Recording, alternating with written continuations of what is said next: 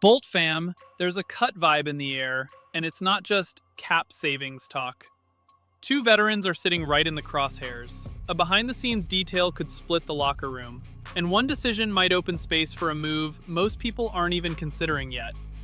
At the same time, that bridge to Baltimore could turn into a shortcut, or a trap, if the Chargers bite on the wrong idea. And there's also a draft gift that changes the rotation conversation. Do you trust Harbaugh's plan, or do you think he's about to push it too far? I'll ask for a quick like and a sub in a second, but stay with me, because at the end, I'm paying off the wildest point in all of this. Because here's the reality. This isn't cut to cut. This is a timing alert. The combine is kicking off, and when the league flips into that mode, agents working phones, GMs in meetings, coaches grinding prospect tape, the obvious cuts turn into fast moves. And Daniel Popper over at The Athletic put it pretty plainly. Mekhi Becton and Bud Dupree are the names the Chargers are expected to move on from. And when someone that close to the team frames it that directly, it usually means the door's already cracked open. The real question is whether that cap relief actually makes you better, or whether it creates a hole you don't want to admit is there when March hits. Start with Dupree. Cutting him clears about $3.49 million. That doesn't sound like a massive number, but it's the kind of money that closes a gap and helps you prioritize the right things. And the Chargers have real edge decisions coming. Khalil Mack is a priority to bring back. Odafe Owe is in that conversation too. And then you've got the long game staring at you. At some point, Tuli Tuipulotu is going to be extension eligible, and you've got to be ready for that. Now add the part people keep glossing over. Dupree played only 41% of the defensive snaps in 2025. If you're paying pass rusher money for a guy who isn't on the field most downs, the math gets cold in a hurry. This is where the Bolt fam splits. Some fans will say depth matters and you can't have too many bodies. Others will say pay the guys who decide games. Which side are you on? Now, Becton is the one that sets off the real alarm. Moving on saves around $9.7 million. That's why his name jumps off the page the second you review the roster with a cap lens. Joe Ortiz built an easy exit into that deal for a reason. It was a bet, and it didn't hit. The talk has been that he graded near the bottom among guards, had trouble staying healthy, and even had some public frustration about being taken out of games and how he fit the scheme. That last part matters. That's not just performance, that's chemistry. And with Harbaugh trying to build a locker room that's all in on one standard, that kind of friction is the opposite of what you want. Think about that for a second. If the Chargers cut a guy for both play and fit, what message does that send to the next wave of free agents thinking about coming to LA? And it doesn't stop with those two. There are other cut candidates floating around. Bradley Bozeman, Will Dissly, even punter J.K. Scott. But one thing in that Popper note stands out. Bozeman didn't get the same "this is happening" treatment. That's interesting because going into 2025, a lot of people circled center as a weak spot. And yet Harbaugh treated Bozeman like he was untouchable, to the point of putting a captain's C on his chest. Maybe the coaching staff sees what the broadcast doesn't. Calls, protections, communication, the stuff that keeps Justin Herbert clean on 3rd and long. Still, $5.8 million as a backup is pricey. So what do you value more? Paying for stability and leadership, or cutting and trusting a cheaper option to run the protection calls for your franchise QB? At tight end, Dissly also pops up because the money is heavy for the impact. And let's be honest, that group didn't become what fans hoped when the team brought in help. The difference now is there's a young name in the mix, Oronde Gadsden heading into year 2, with talk of a breakout. If the Chargers truly believe he can be a real piece, the logic is simple. Why hold a pricey veteran when you need flexibility to build speed on offense and keep upgrading the trenches? But that comes with risk. A promising player isn't the same thing as proven production on Sundays. And if you trim too hard and hit October needing a reliable middle-of-the-field target, who's eating that decision? So yeah, this cut conversation is the first domino. You cut to open space. You open space to retain priorities. Then that reshapes how you attack free agency and the draft. But here's the thing. There's a hidden detail in all of this that can trick you into celebrating cap space today and regretting a lack of options later. And that's why the next part is both tempting and dangerous. Because there's a phone line with a Baltimore area code that could light up at any moment. There's a behind-the-scenes factor that never shows up in the box score, never shows up in highlights, but it changes franchises. The Chargers right now have real connectivity with Baltimore. It's not just they know each other, it goes deeper. Jesse Minter is now the head coach of the Ravens, and Joe Ortiz has Baltimore roots. Those doors aren't just open, they basically never closed. And when two organizations have that level of familiarity, trades that feel unlikely start to become real conversations.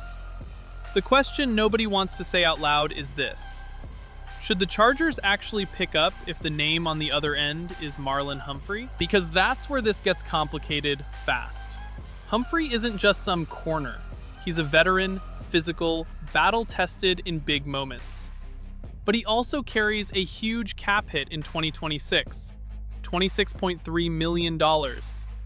And the compensation being floated is something like a 2026 fourth-round pick and a conditional 2027 fifth. That sounds cheap for that kind of name, until you zoom out. First, the Chargers only have 5 picks in the upcoming draft, so you're tightening your margin even more. Second, you're taking on a massive contract for a player who turns 30 in July. Let me say this: you're either paying for what he was, or you're betting he still is that guy. And the Bolt fam is going to split here too. One side will say, go get him, add talent, fix the problem, and let's go chase a playoff run. The other side will think about what we've seen before. Big-name veterans arriving with a big cap number, and the return not matching the price tag. And there's another layer. If the Chargers are clearing money to get younger, leaner, and more flexible, does it make sense to turn around and drop that flexibility into one heavy veteran deal?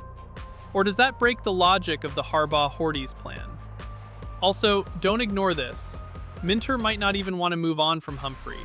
He knows what he represents, and he knows that defense. So if Baltimore is listening at all, that alone is a signal worth respecting.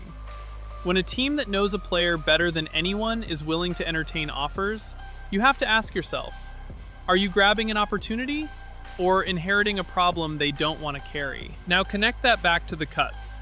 The Chargers can free up money, they can create space, but the real danger isn't spending, it's spending in the wrong place. Every one of these choices pushes you toward an identity. Younger and explosive, or older and proven. Patient, or aggressive. And while that debate is heating up, a decision from last offseason just delivered something the Chargers badly needed: an extra pick. And the crazy part? It exists because of a move plenty of fans were confused by at the time. Everybody looked at the J.K. Dobbins saga and assumed it was pure chaos. The uncommon tender, then letting him walk to Denver, then the injury story. Chargers lost him for nothing. End of conversation. Except it's not that clean. The move that felt messy turned into draft ammo. The Chargers landed a compensatory 6th-round pick in the 2026 draft because Dobbins factored into the formula even though he signed after the draft. It's not flashy, but in a year where their day 3 options were already thin, that extra 6th matters. And here's the contradiction.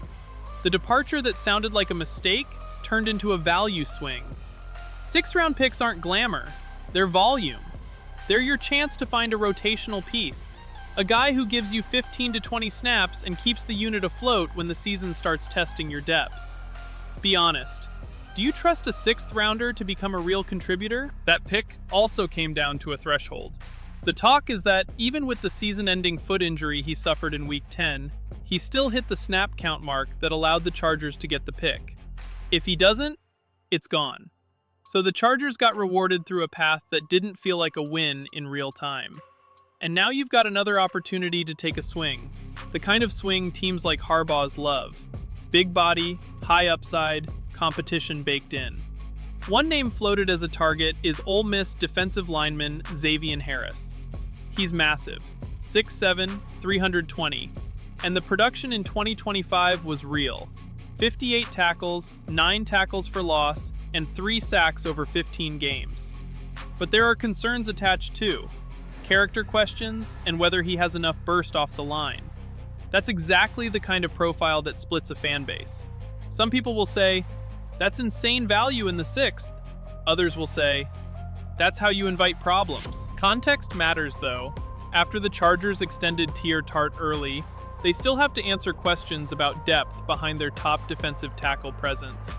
Justin Ebogbe and Jamari Caldwell have both flashed, but real competition changes everything in camp. With 2 6th-round selections, you've got 2 chances to land Harris or a similar rotational piece.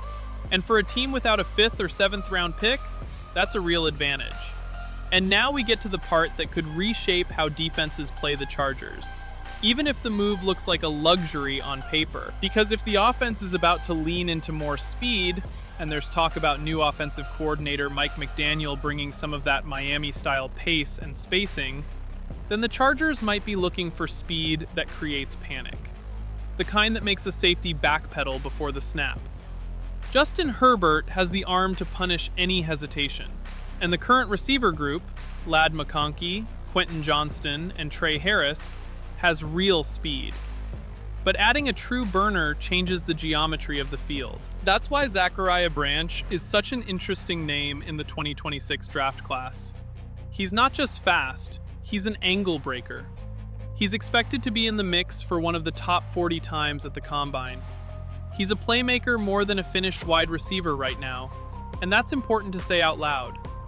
He's at his best when he's schemed into space and allowed to create after the catch, and he aligns mostly in the slot. With more route development, he could remind people of prime Deshaun Jackson, that kind of spark where one mistake turns into 6.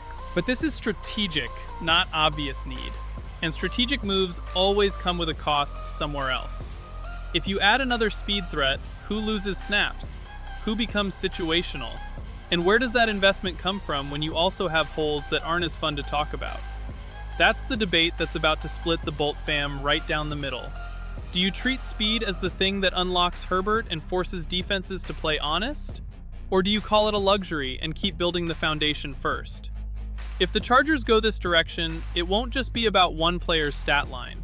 It's about forcing coverages to declare earlier, turning 3rd and long into chunk plays, and making division rivals build an entirely different game plan for SoFi. And that's where everything from today connects in a way a lot of people are missing. Because the wildest point really is this. It's all identity.